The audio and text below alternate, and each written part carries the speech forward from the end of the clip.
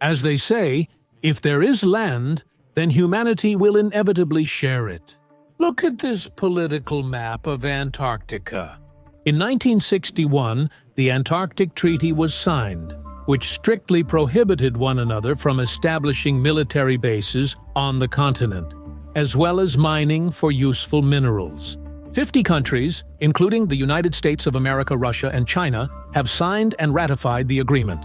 However, in 2048, the treaty expires, and then, probably, the countries will return to the question of how to divide Antarctica.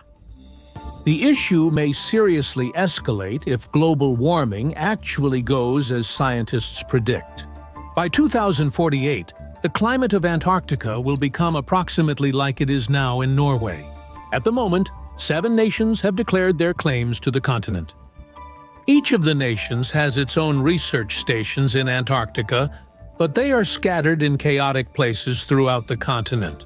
Therefore, it is impossible to form any national clusters. Now, not far from the South Pole, scientists from 30 countries have settled in more than 70 research stations.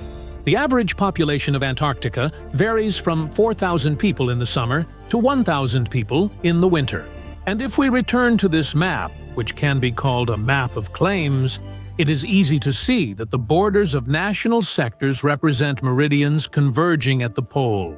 But 4 countries, Argentina, Chile, Brazil, and Great Britain, have staked their claims on the popular Antarctic Peninsula.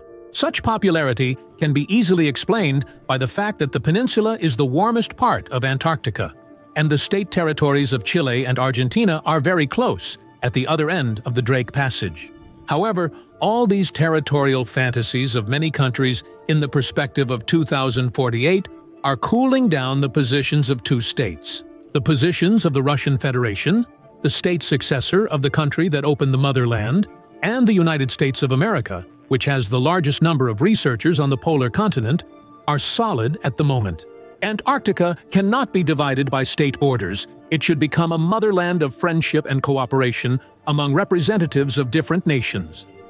In light of this, it's hard to imagine that Antarctica almost became a part of the Russian Empire. During the times of great geographical discoveries, vast regions became the property of the states whose subjects discovered them. The discoverers gave them their names and organized colonies of settlers. The existence of Antarctica was proven by Russian sailors during a scientific research expedition led by Fadej Bellingshausen and Mikhail Lazarev. 200 years ago, in January of 1820, they discovered the 6th continent, the harshest and most inhospitable for human life. But why didn't the new territory become part of the Russian Empire? And how did its discovery happen? On the 16th of July, 1799, the ships Vostok and Mirny, specially equipped for a long journey, left Kronstadt Raid and embarked on their famous voyage. 190 people participated in it.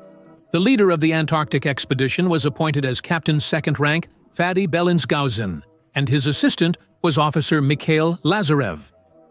The expedition was financed by the state, but it pursued more scientific goals than political ones, although it could not do without politics. The Russian emperor would hardly have refused the opportunity to snub the English and others. From the very first days, scientific observations were carried out, which Bellinghausen and the team recorded in the ship's log. The expedition consisted of volunteers who were in excellent health, experienced, and literate. Provisions were loaded for 2 years, but during the voyage, it was constantly necessary to replenish supplies in ports along the way. From the shortcomings of preparation, various characteristics of the ships can be highlighted. Vostok was fast and had good maneuverability, but was weaker than Mirny. The crew had to deal not only with storms but also with ice. Mirny had a stronger hull and felt good in the ice, as it was rebuilt from an icebreaker, but it was quite slow. The Russian sailors embarked on a long and dangerous journey to unknown shores. They did not know what awaited them there, what trials and hardships fate would give them. The sailors made their way through ice, cold, freezing rain, and storms. There was no connection with home, and the ultimate goal could turn out to be a myth. But despite this, throughout the journey, the expedition lost only 3 men. The expedition spent 75 days at sea and covered more than 92,000 kilometers. The ship several times left the southern waters for the north, where conditions were more favorable, but returned and sought the way to the motherland, expecting more favorable conditions. The boats studied the islands of Polynesia in the tropical part of the Pacific Ocean, and even discovered 15 new islands, which bear Russian names. The dates of the discovery of Antarctica are considered to be the 18th to the 16th of January, 1820. On this day, the Peace and East approached the future land of King Maud, Suda, several times crossed the southern polar circle, moving along the meridian. In the early days of February, they again approached Antarctica to the place named Princess Asteroid Coast, but the weather was very bad. Nothing could be clearly seen. By spring, it was impossible to sail along the shores of the mainland, and the ships were sent to Port Jackson, Sydney by different routes. They undertook their second journey to the shores of Antarctica in November and discovered the islands of Peter Shishkov, Mordvinov, and Alexander Land. On January 30th, 1821, it became clear that the Vostok was leaking, and the expedition had to be ended. On July 24th, they returned to Kronstadt. Alexander was pleased with the expedition and rewarded all participants, but he made a major mistake by not claiming rights to the discovery. Apparently, the emperor thought that Russia had enough land, and it was unclear what to do with this Alaska. And here is another distant continent, where there is only ice. How to control and protect such a distant territory? What could be the benefit in it? For a long time, no one was interested in the sixth continent. Separate expeditions were sent there, but no one claimed their rights, and no one disputed the discovery of the Russian sailors, until it became clear that Antarctica represents a treasure for all of humanity. Fearing that it would fall into the hands of the Union of Soviet Socialist Republics countries, quickly decided to sign a special convention in 1959. It came into force in 1961, and according to it, Antarctica does not belong to any state. The placement of military facilities and the entry of military ships are prohibited. Since the 1980s, Antarctica has been declared a nuclear-free zone. 50 states are participants in the agreement, and dozens are observers. Today in Antarctica, there are about 50 scientific stations. Russia operates 7 permanent stations and 1 field base. The list of amazing facts about Antarctica does not end here. Here's something else. Life under the multi-kilometer ice. In the subglacial lakes of Antarctica, there may exist life that has evolved completely separately from the rest of Earth for millions of years. In Antarctica, more than 40 subglacial lakes have been discovered. The most famous among them is Lake Vostok, located near the Soviet and later Russian Antarctic station Vostok, which gave the lake its name. Above the lake is a 4-kilometer thick layer of ice, but the lake itself, thanks to the geothermal sources located beneath it, does not freeze. The temperature of the water at the depth of the lake is at 10 degrees Celsius. It is this thickness of ice, according to scientists, that could have served as a natural insulator, preserving unique living organisms that have been developing and evolving in a completely unique way for all these millions of years.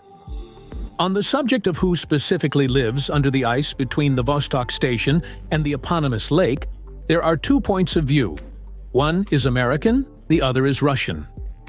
The first is based on the results of less deep drilling, which the United States of America conducted in this area in the 90s. At that time, they managed to get only the ice above the lake, which formed from its water, gradually rising upwards and freezing. Based on the analysis of its samples, the Scott Rogers Group found sequences of genes of 623 species there using the metagenomic method. Among them were fairly complex eukaryotes, organisms with a distinct nucleus surrounded by a membrane. They least expected to see something so complex at a depth of several kilometers. What's more, one of the types of bacteria, presumably found this way, lives only in the intestines of fish. It simply does not occur separately from them. They found sequences of genes typical for squids and mollusks. From this, the American group concluded that among the inhabitants of Lake Vostok could be extremely complex organisms, even crustacean fish. One hypothesis suggests the lake existed as an open water body for tens of millions of years, and only the last 14 to 15 million years hidden under ice,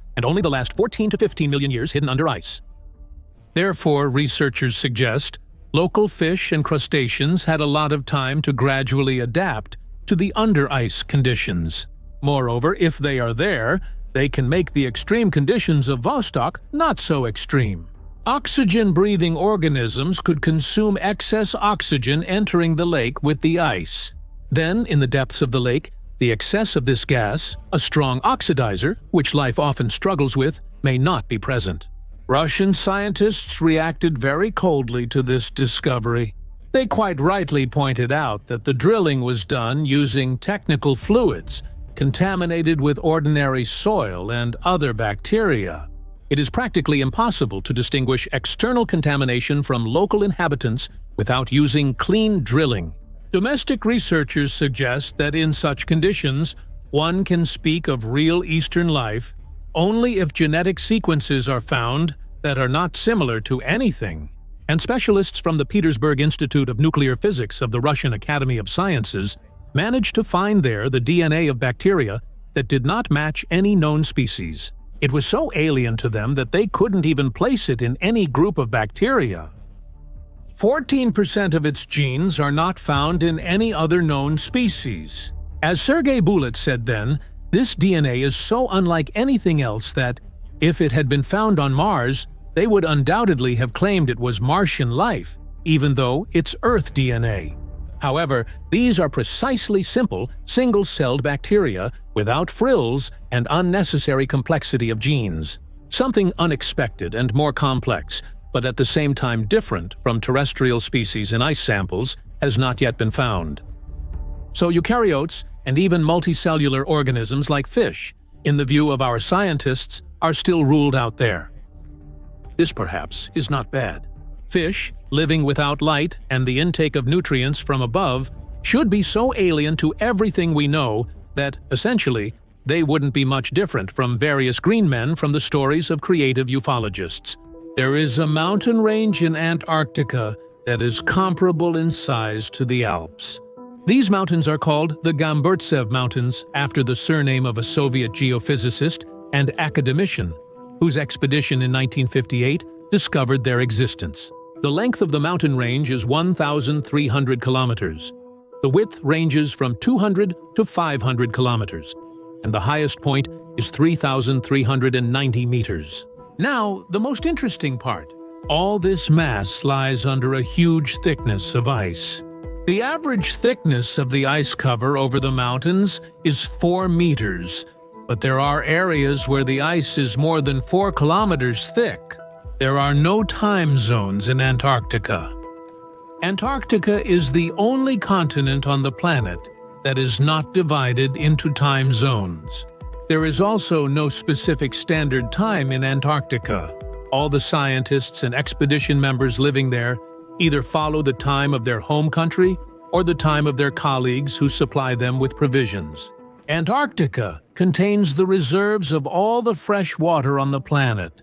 Surprisingly, despite this, Antarctica is the driest place on Earth.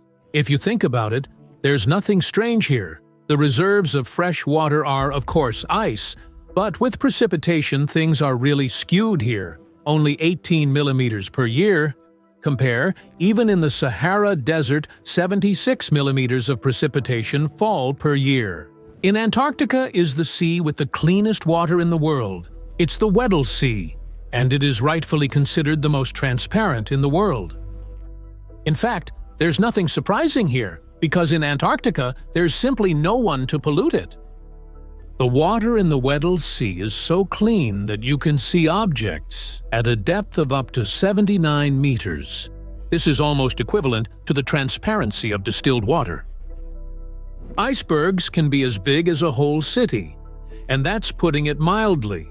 Just imagine the largest iceberg that broke off here. Naturally, of those that managed to be recorded, it was 295 kilometers long and 37 wide. Once again, 295 kilometers. And sometimes researchers discover strange, very even edges, which, it seems, could only have been formed artificially. But who made them, let's discuss after viewing in the comments. And for now, let's move on to the next point: your domain name and phone code. Despite the fact that there is no permanent population in Antarctica, this continent has its own domain name and unique phone code, 672. And Antarctica also has its own, albeit unofficial, currency, the Antarctic dollar. Not all of Antarctica's territory is covered with ice. For many, Antarctica is seen as an endless icy desert, where there is nothing but snow and ice. In most cases, this is indeed true. But in Antarctica, there are also quite extensive snow-free valleys and even sand dunes. In fact, the lack of snow there is not because these areas are warmer than others. On the contrary, the conditions there are even harsher. In the dry valleys of McMurdo, terrible winds blow at speeds up to 320 kilometers per hour. It is these winds that cause the evaporation of moisture, and therefore there is neither snow nor ice here. The conditions of life here are so close to Martian that National Aeronautics and Space Administration even conducted tests in the McMurdo valleys of the Viking spacecraft to be launched. Well, since we've already talked about the ice cover, let's tackle the question: when did Antarctica become covered in ice? The modern scientific consensus is that the ice cover of Antarctica formed 30 to 35 million years ago. And since that time, the ice cover has reached thicknesses of several kilometers in places. However, there is one surprising moment in the history of world cartography. For centuries, many cartographers were well aware of the outlines of the northern coasts of Europe and modern Siberia, even numerous islands in the Arctic Ocean, and also knew the full contour of Antarctica. Such a feeling that they even settled there. And from the beginning of the 17th century, everyone headlong, friendly, forgot about the existence of Antarctica, and all the northern lands became a real white spot of terra incognita. And so on until the 19th century. Here, for example, is the map of Piri Reis, which depicts the picture up to the 16th century, with Antarctica, without ice, some 500 years ago. Here's how Wikipedia writes about it. Some people believe that the image in the southern part of the map is evidence of the ancient cartographers' knowledge of the existence of Antarctica. However, most scholars reject the assumption that cartographers of that time could have had reliable knowledge about it. But the problem is that the Piri Reis map is not the only evidence in favor of the controversial version about the flourishing Antarctica 500 years ago. Here is the map of Orontius Phineus from the year 1531. Antarctica is depicted quite accurately in proportions, and even the noted Hyperborea in the North Pole, meaning they knew about Hyperborea and an Antarctica not covered in ice back in the century. This is the century, roughly the time of Ivan the Terrible. The alternative viewpoint suggests that the climate on Earth was completely different before the century, much warmer, and the North Pole was clearly on the western coast of Greenland. Medieval seafarers freely sailed to the shores of Antarctica and the North Pole, as there were practically no ice there, and it was quite warm. But in the century there was a sharp shift of the poles to the current position, and the Little Ice Age began. It was then that Antarctica sharply covered with ice. In favor of this version, as strange as it may seem, another island covered with a thick layer of ice, Greenland, testifies. Here's what Adam Olerius, a German traveler and geographer of the 17th century, writes in his book Travels of the Holstein Embassy to Moscow and Persia about Greenland. Even in the year 1389, Greenland practically had no ice and snow. Icelandic and Norwegian ships sailed freely to it. They freely landed on the shore and conducted trade. This is confirmed by the Italian philosopher of the end of the 15th century Giovanni Pontano, who collected numerous testimonies from sailors of his time about Greenland. he asserted that sailing to the blooming, paradisiacal corner of Greenland presents no difficulty. Numerous and convenient for navigation bays, routes laid out for centuries, huge forests and blooming fields, warmth, complete absence of ice. Modern research confirms that as early as the beginning of the 15th century, Greenland was primarily populated.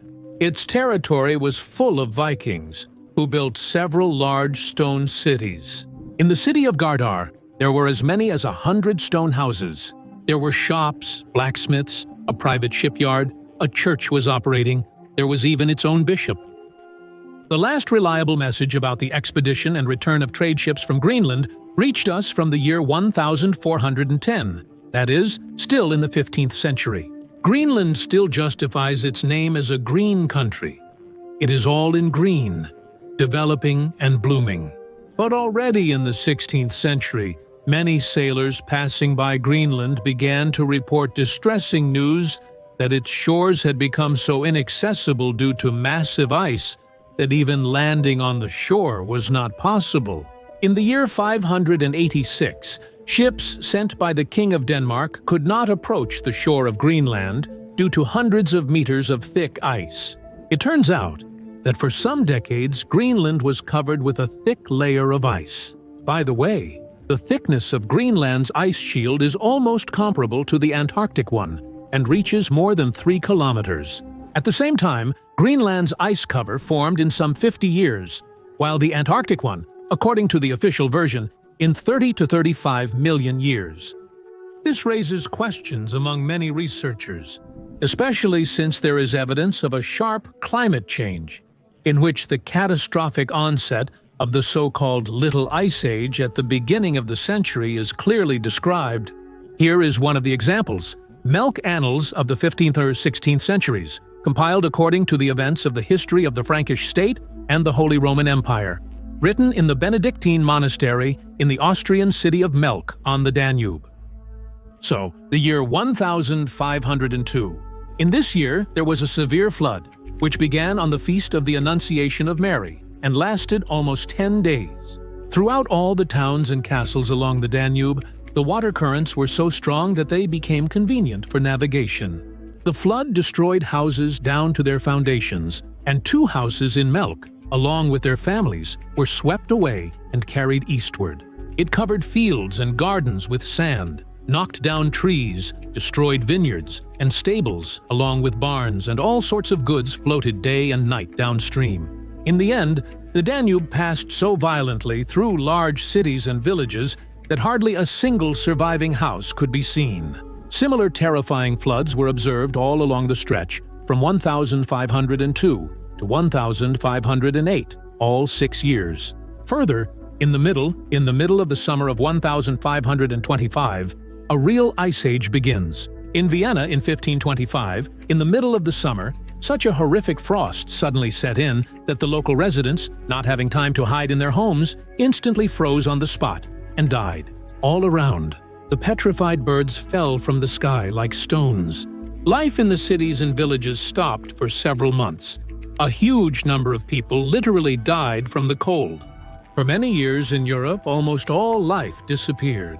In the same year, the Danube froze to such an extent that people and wagons, carts, and loaded sledges moved freely across it. All wells, water sources froze so much that it was impossible to draw water from there.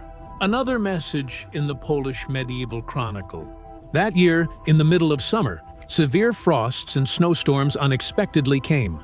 Many people, both poor and wealthy, died on the roads from the terrible cold. Even in the Roman chronicles for the year 1525, the following is said: that year, unexpectedly, a severe cold struck Rome in the summer. All the surrounding lands quickly became covered with snow and ice.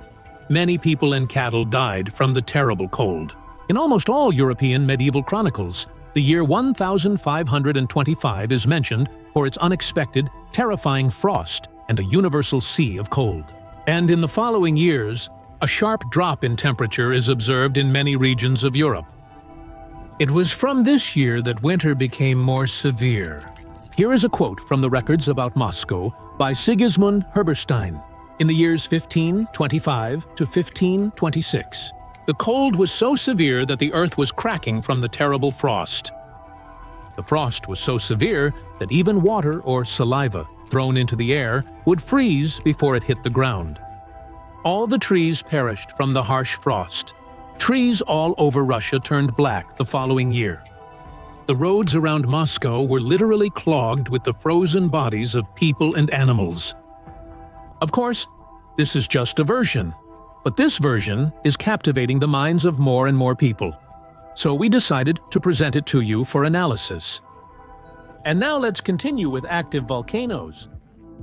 In general, Antarctica is a very calm place in terms of seismic activity, although there are also volcanoes here, and not only dormant ones, but also quite active ones. At least 2 of them have erupted in the last 20 years.